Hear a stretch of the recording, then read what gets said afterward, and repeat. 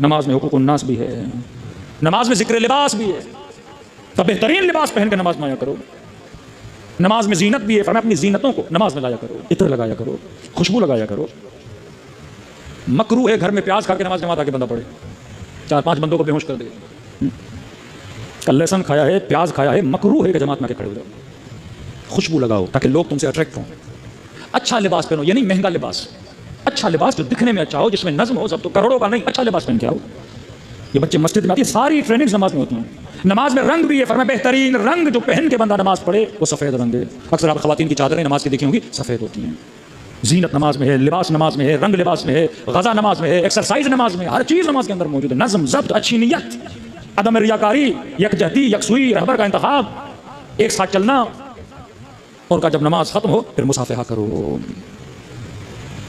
कि कहीं किसी अमीर के साथ कोई गरीब बैठा हो, कहीं मजदूर रेडी वाला बेचारा दौड़ा दौड़ा है, नमाज आके पढ़ रहा है, ये कहे कि ये कौन है जो मेरे साथ बैठा है। नबी ने फरमाया नहीं, मुसाफिहा करो ताकि तुम्हारे वजूद से रियाकारी और तकब्बुर और गुरूर क्या हो जाए, ख़त्म हो जाए।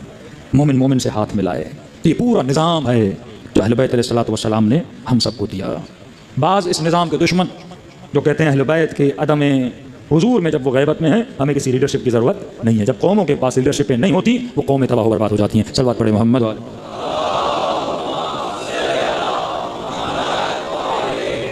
बार दीगर सल्लल्लाहु पढ़े मोहम्मद वाले।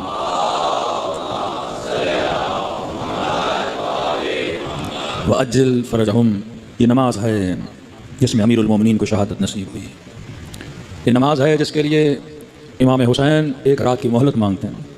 ये नमाज है जिसको बचाते बचाते जनाब सईद ने 17 तीर खाए, जाते जनाब सईद ने 17 तीर खाए।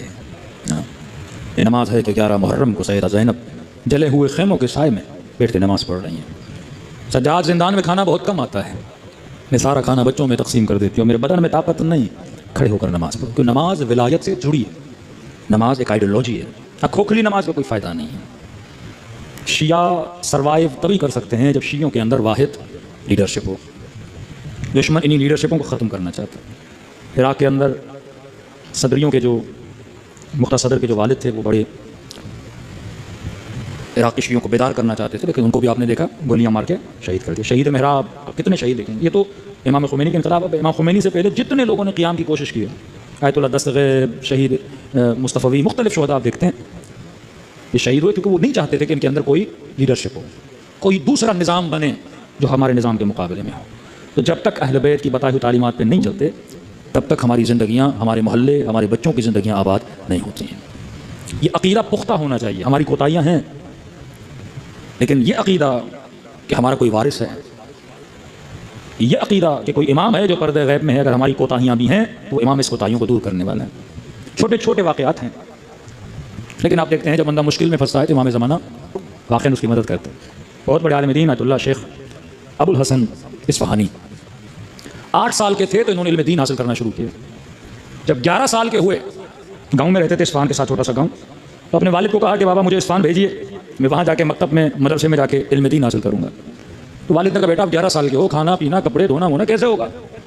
कहा मैं कर लूँगा। कहा बेटा बीमार हो जाओगे, मुख्तलिफ मसाइल हैं, किस तरह करोगे? मैं इजाज़त नहीं दे सकती। ज़िद की इन्होंने। कहते बाप घर आता था रात को, उसके कदमों में बैठ जाते थे, पाँव दबाते थे, रोना शुरू हो जाते थे, बाप मैंने जाना है, मैंने जाना है।